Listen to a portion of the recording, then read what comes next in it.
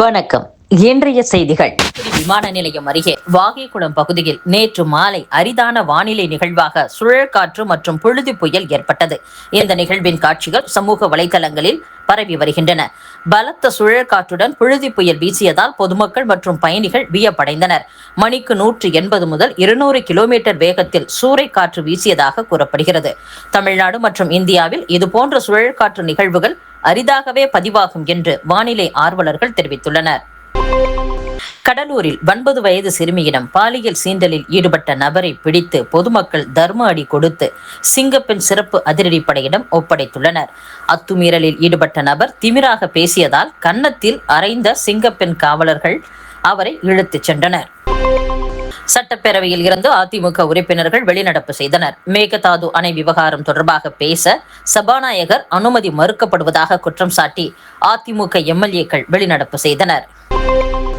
Ammonia வாயு கசிவு காரணமாக ஏற்பட்ட உயிரிழப்பு 5ஆக உயர்ந்துள்ளது. திருவள்ளூர் மாவட்டம் பெரியபாளையம் இறால் பதப்படுத்தும் தொழிற்சாலையில் நேற்று அம்மோனியா கேஸ் கசிவு சம்பவத்தில் 2 பேர் உயிரிழந்த நிலையில் சிகிச்சையில் இருந்த மேலும் 3 பேர் இன்று உயிரிழந்துள்ளனர். 4 மருத்துவமனைகளில் 67 தொழிலாளர்கள் தொடர் சிகிச்சையில் உள்ளனர். 31 தொழிலாளர்களுக்கு வெண்டிலேட்டர் உதவியுடன் சிகிச்சை அளிக்கப்படுகிறது. பாதிக்கப்பட்ட 2 தொழிலாளர்கள் குணமடைந்து டிஸ்சார்ஜ் செய்யப்பட்டுள்ளதாகவும் சுகாதாரத்துறை அறிவித்துள்ளது. திமுக அதிமுக உறுப்பினர்கள் சட்டப்பேரவையில் அமளியில் ஈடுபட்டுள்ளனர். திருவள்ளூர் கன்னிகை பேர் அமோனியா வாயு கசிவு குறித்து பேச அனுமதிக்க சட்டப்பேரவையில் எழுந்து நின்று திமுக அதிமுக எம்எல்ஏக்கள் அமளியில் ஈடுபட்டனர். முதலில் அமைச்சர் தனது விளக்கத்தை கூறட்டும், சட்டப்பேரவை விதிகளை எனக்கு யாரும் சொல்லித்தர வேண்டாம் என்று சபாநாயகர் ஜேசிடி பிரபாகர் விளக்கம் கொடுத்தார். பேரவையில் எதிர்க்கட்சி பக்கமே திரும்பாமல் சிஎம், ஆளும் கட்சி, சபாநாயகர் பிரேம்கள் மட்டும் நேரலையில் ஒளிபரப்பு செய்யப்படுவதாக எதிர்க்கட்சிகள் குற்றம் சாட்டியுள்ளன. சத்தம் கூட நேரலையில் வராத அளவுக்கு மைக் ஆஃப் செய்யப்பட்டுள்ளதாகவும் எதிர்க்கட்சிகள் குற்றம் சாட்டியுள்ளன. கடந்த 60 ஆண்டுகளாக பேசியே நாட்டை குட்டிச்சுவராக்கிவிட்டனர். அதனால்தான் முதலமைச்சர் விஜய் பேசாமல் இருந்து சாதிக்கிறார் என்று அவரது தந்தையும் திரைப்பட இயக்குனருமான டைரக்டர் எஸ்.ஏ. சந்திரசேகர் பேசியுள்ளார். சேலம் மாவட்டம் தீவட்டிப்பட்டி காவல் நிலையத்தில் குற்றங்கள் குறைய வேண்டும் என்பதற்காக கிடா வெட்டி பலியிட்டு காவல்துறையினரே மாந்திரீக பூஜை நடத்திய சம்பவம் அதிர்ச்சியை ஏற்படுத்தியுள்ளது. வெட்டப்பட்ட கிடாயின் ரத்தத்தை காவல் நிலைய கட்டடத்தின் 4 மூலைகளிலும் பூசியதோடு அல்லாமல் கிடாயை அருகில் உள்ள கடையில் கொடுத்து சமைத்தும் அவர்கள் உண்டிருக்கின்றனர். 6 மாத காலம் இந்த ஆட்சி தாங்குமா என்று அண்ணன் ஸ்டாலின் கேட்கிறார். நான் மிகுந்த கவலையோடு கேட்கிறேன். நீங்கள் 6 மாத காலம் திமுகவிற்கு தலைவராக இருக்க முடியுமா என்று யோசியுங்கள். உங்கள் கட்சிக்குள்ளேயே குழப்பம் அரங்கேறி கொண்டிருக்கிறது. உங்களை தூக்கி எறிந்துவிட்டு கனிமொழி அந்த இடத்தில் உட்கார ஆசைப்படுகிறார் என்று தாவேக பிரமுகர் நாஞ்சில் சம்பத் பேசியுள்ளார்.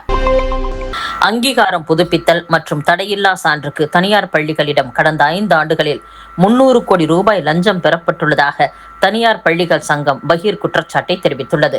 தமிழ்நாடு நர்சரி, பிரைமரி, மெட்ரிக், மேல்நிலை மற்றும் சிபிஎஸ்இ பள்ளிகள் சங்கத்தின் மாநில பொதுச் செயலர் நந்தகுமார் இது குறித்து கூறுகையில், கடந்த திமுக ஆட்சியில் தமிழகத்தில் இயங்கும் தனியார் பள்ளிகளில் பணம் கொடுப்பவர்களுக்கு மட்டுமே தொடர் அங்கீகாரம் மற்றும் தடையில்லா சான்று கிடைத்து வந்தது.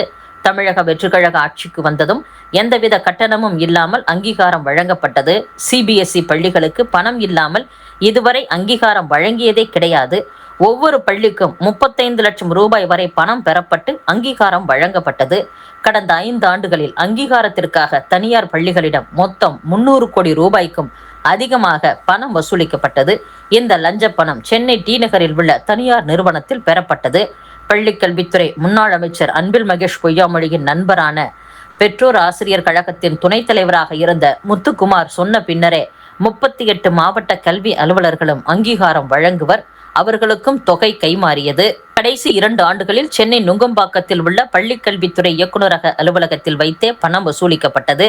முதல் மாடியில் இயக்குனர் அலுவலகம் உள்ளது. 2வது மாடியில் பணம் வசூலிக்கப்பட்டது. அதேபோல் கடந்த ஆட்சியில் பெற்றோரை கொண்டாடுவோம் என கூறி பெற்றோர் ஆசிரியர் கழக மாநாடு நடத்தினர். மாநாட்டு மலர் வெளியிட ஒவ்வொரு பள்ளியிடமும் 50,000 ரூபாய் முதல் 1 லட்சம் ரூபாய் வரை வசூலிக்கப்பட்டது.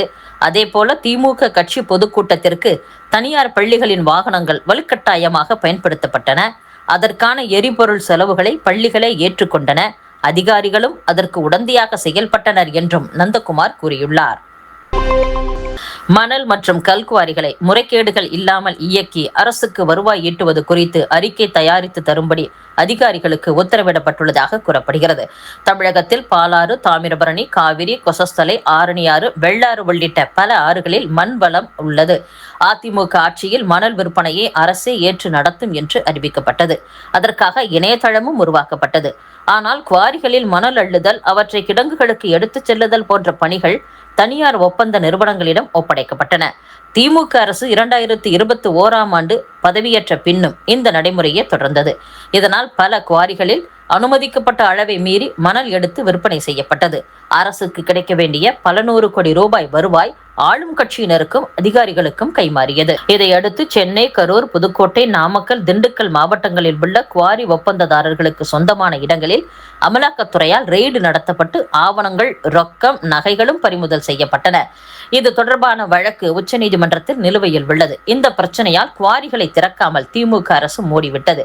இந்நிலையில் தாவேக அரசு பொறுப்பேற்றுள்ள நிலையில் முறைகேடாக நடந்து வரும் கல்குவாரிகளுக்கு மூடு விழா நடத்தப்பட்டுள்ளது. அத்துடன் மீண்டும் மணல் குவாரிகள் மற்றும் கல்குவாரிகளை திறப்பதுடன் அவற்றில் முறைகேடு இல்லாமல் அரசுக்கு வருமானம் ஈட்டுவது தொடர்பாக அறிக்கை தயாரிக்கும்படி நீர்வளத்துறை, கனிமவளத்துறை அதிகாரிகளுக்கு அரசு உத்தரவிட்டுள்ளதாக கூறப்படுகிறது. இத்துடன் செய்திகள் நிறைவடைகின்றன. மீண்டும் நாளை சந்திப்போம். வணக்கம்.